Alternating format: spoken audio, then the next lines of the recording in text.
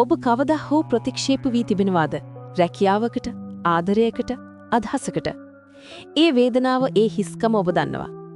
ඒ මොහොතේ ඔබ සිතන්නට ඇති මම මදිද? මගේ ගමන මෙතනින් අවසන්ද? නෑ, කිසිසේත්ම නෑ. ප්‍රතික්ෂේප වීම යනු අවසානය නොවේ. ඒ ඔබගේ ජීවිතයේ ශක්තිමත් ආරම්භයයි. ලෝකයේ ශ්‍රේෂ්ඨතම මිනිසුන් මේ ප්‍රතික්ෂේප වීම නම් ගින්දරින් දවා නැවත ලෝකයටම එළිය දුන් පහන් තරුවලට සමානයි. ඔබ දන්නවද වෝල් ඩිස්නි ඔහුගේ පළමු රැකියාවෙන් එළියට දැම්මේ ඔහුට පරිකල්පන ශක්තියක් නැහැ කියා කියමින්. ඔහු ප්‍රතික්ෂේප වුණා. නමුත් ලෝකයේ විශිෂ්ටතම නිර්මාණකරුවා වුණා. ජේ.කේ රෝලින්ගේ හැරි පොටර් පොත මුද්‍රණය කිරීමට පෙර ප්‍රකාශකයන් 12 දෙනෙකු විසින් ප්‍රතික්ෂේප කරනු ලැබුවා. ඇය එතනින් නැවතුණා නම් අපිට මැජික් ලෝකයක් මගහැරෙනවා. මයිකල් ජෝඩන් පාසල් පැසිපන්දු කණ්ඩායමින් ප්‍රතික්ෂේප වූ දවසේ හැඬුවා. නමුත් ඔහු මෙහෙම කිව්වා: මම මගේ ජීවිත කාලය තුර නැවත නැවතත් අසාර්ථක වෙලා තියෙනවා. ඒකයි මම සාර්ථක වෙලා තියෙන්නේ කියලා. එහෙනම් ප්‍රතික්ෂේප වීම ඇත්තම මොකක්ද? ප්‍රතික්ෂේප වීම කියන්නේ වටිනා පාඩමක්. මේ දේ ඔබට වැඩ කරන්නේ නැති බවට විශ්වය දෙන ලකුණක්.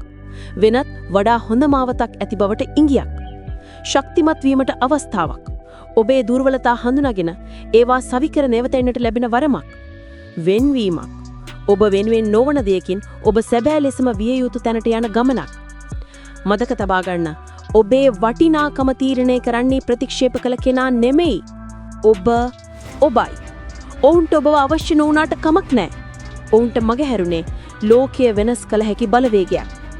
ඔබේ හදවතේ තියෙන මේ වේදනාව අද ඉඳන් ඔබේ ඉන්ධනය කරගන්න. වැටුණු තැන ඉඳන් නැගිටින්න. දහස් වාරයක් නැගිටින්න. මොකද ඔබව අත්හැරිය හැකි ඔබට පමණයි. ලෝකයට නෙවෙයි.